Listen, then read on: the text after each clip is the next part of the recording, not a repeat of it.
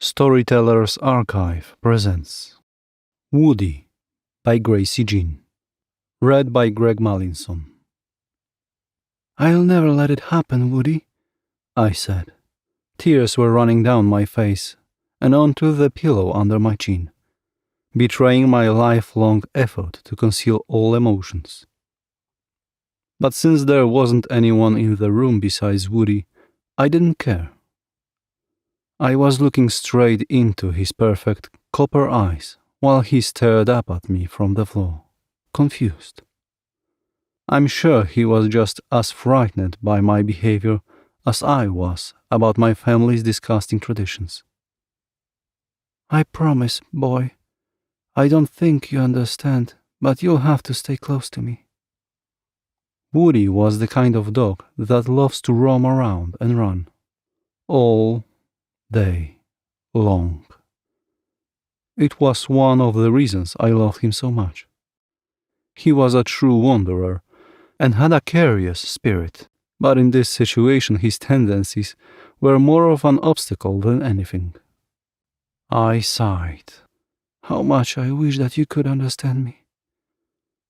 In response, he took a deep breath and sighed too.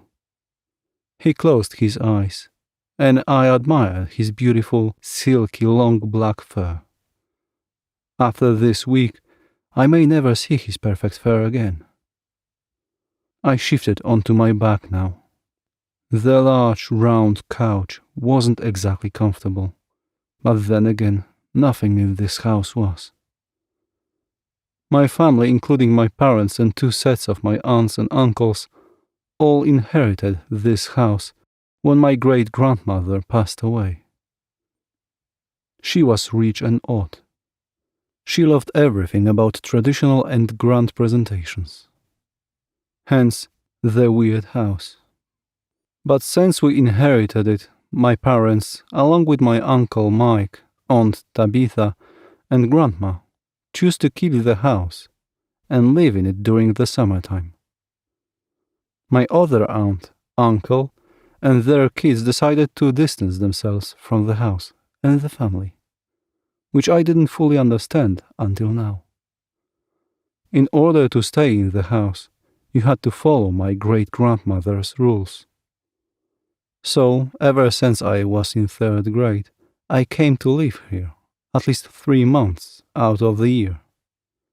Every year it was the same old, creepy, terrible place. My great-grandmother's style wasn't exactly what I would call pleasant. She loved dark colors, dark green, maroon, dark brown, literally any dark color. She also loved weird floral and patterned prints, which could be found on almost every piece of furniture or wall.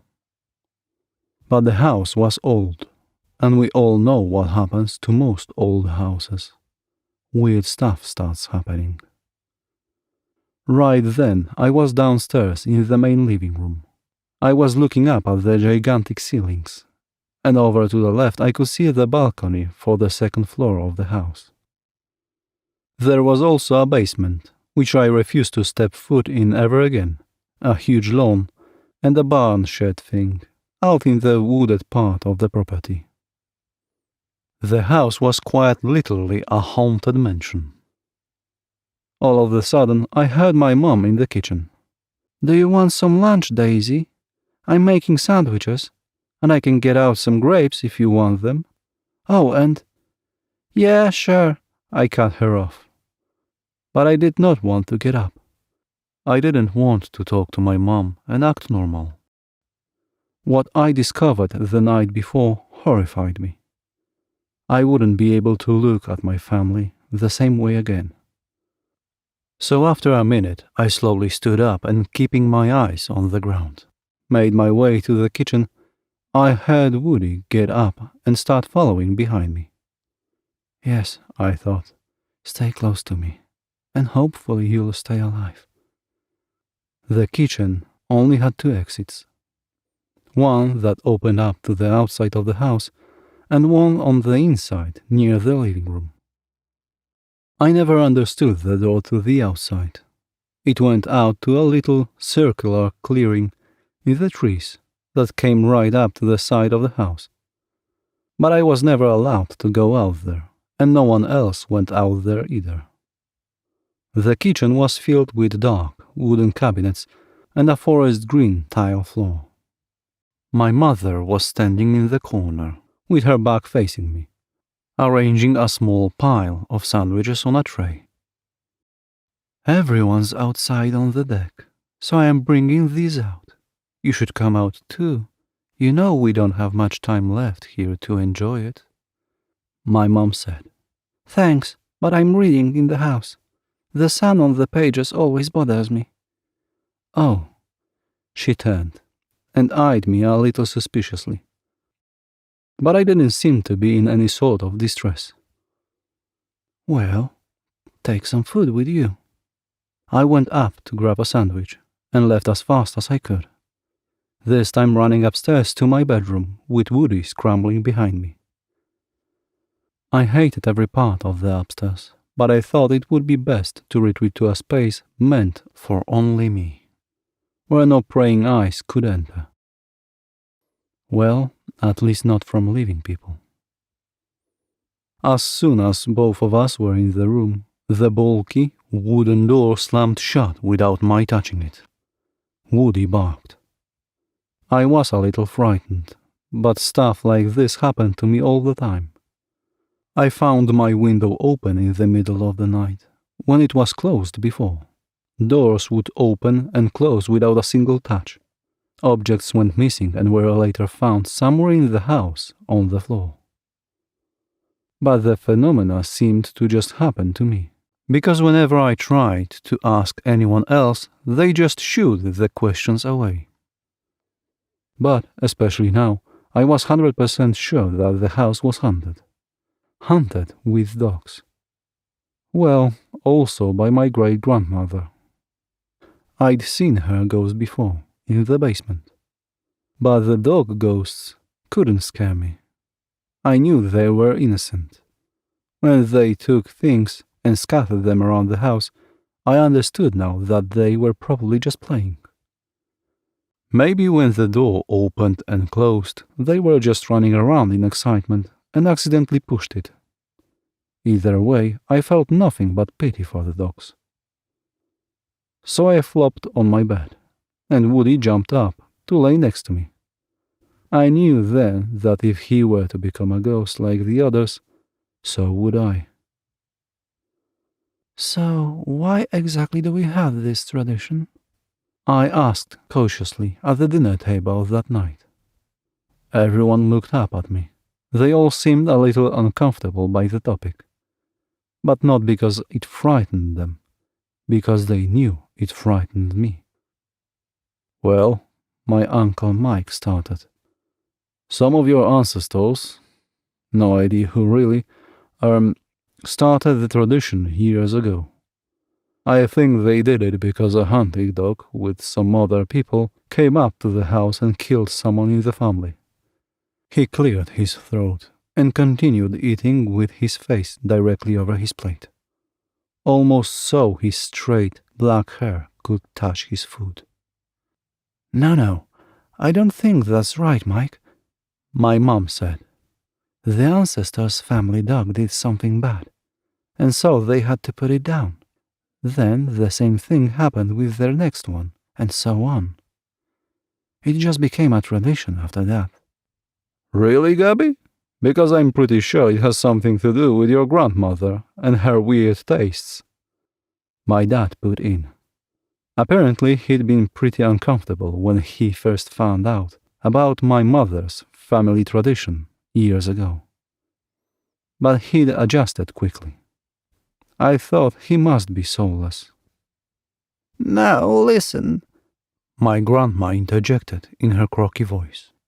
"It was an accident many years ago, before I was born. They did it by mistake, and when they realized they enjoyed it, they continued doing it." "If they enjoy it, then why do we only repeat it every 10 years?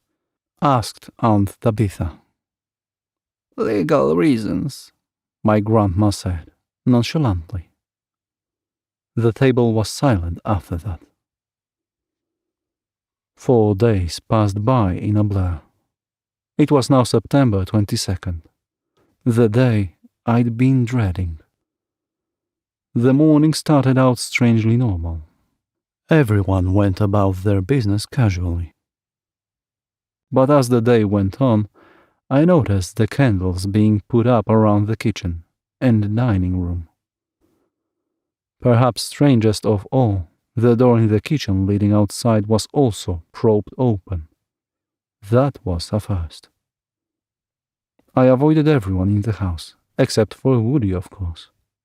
I made sure he was with me at all times. He was my best and basically only friend since I was 4.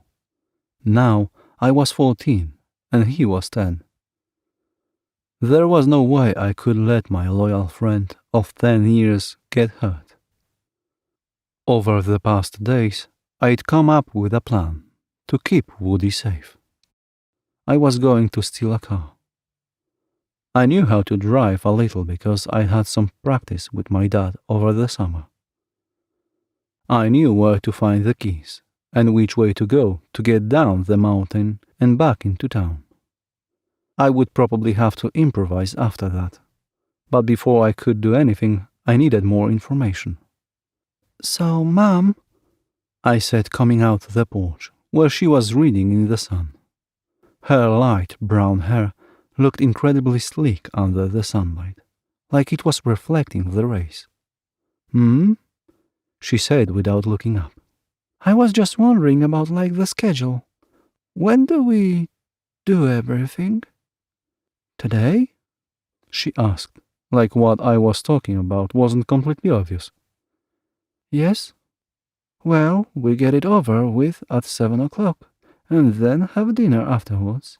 That's how it's always been." "Okay," I paused. "Thanks." This time, she didn't say anything. I turned and left without another word. I looked down at my watch, 6:47.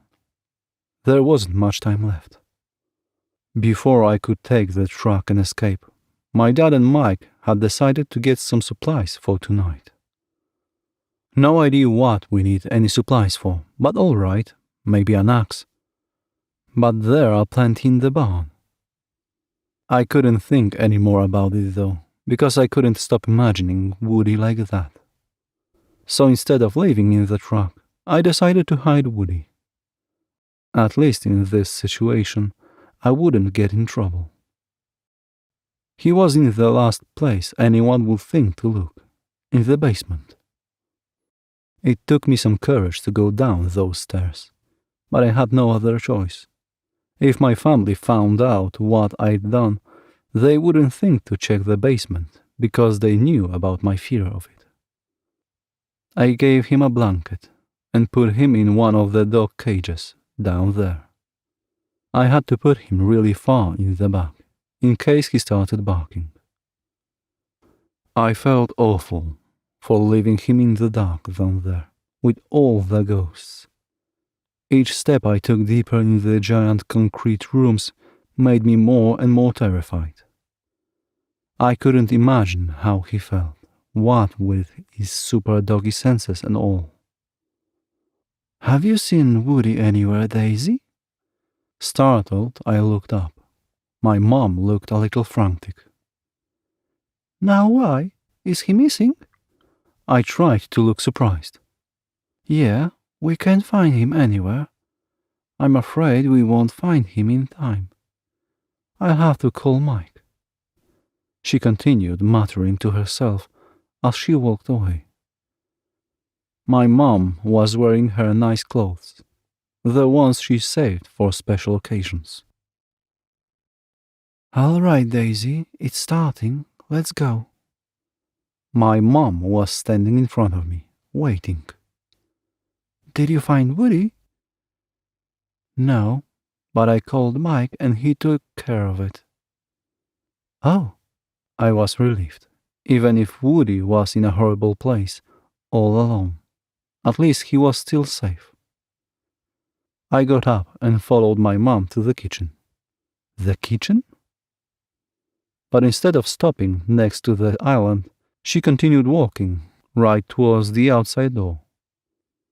And I thought the situation couldn't get any weirder.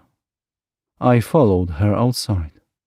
By now, it was dark, and you could almost see the stars if it weren't for the surrounding tree branches. There was a fire in the middle of the small clearing, and a bunch of big metal things laying next to it. I thought it would be best if I didn't think about it. "We're back!" I heard a male voice call from the house. My dad and Uncle Mike were soon outside with us, followed by my aunt and grandma. My dad was carrying a large box, and I started imaging what could be inside. "I made sure it was an old one.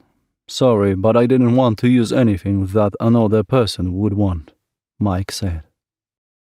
My mom looked a little disappointed but nodded. "Don't try to figure it out, Daisy," I reminded myself. Things happened quickly after that. I had to look away when I heard the yelps. I had to close my eyes when I heard the pops and sizzles coming from the fire. Even though I knew he was safe in the house, each cry made me think of Woody's terrified, pained face dangling from an unmoving body, his wet, black fur shining in the glow of the flames. "Okay, dinner time," I heard my mom say after a while. How could she act so normal after that? She must have been used to it by now. I shuffled into the kitchen and kept my eyes down the whole time. But I knew everyone could see the tears anyway. I didn't care. I felt lightheaded and my thoughts were cloudy. Everything felt like a dream. No, a nightmare. Soon my mom and aunt brought out the plates of food to everyone at the table. There was a variety of things on my plate, and they all looked delicious. There was salad and some sort of rice, maybe risotto. There was also what looked like a steak, but a little undercooked. Even though I knew I couldn't eat anything, I choked back the snot and tears to speak. "What's for dinner?" My mom looked up and answered smiling, "A roast." Thank you for listening to Woody by Gracie Jean.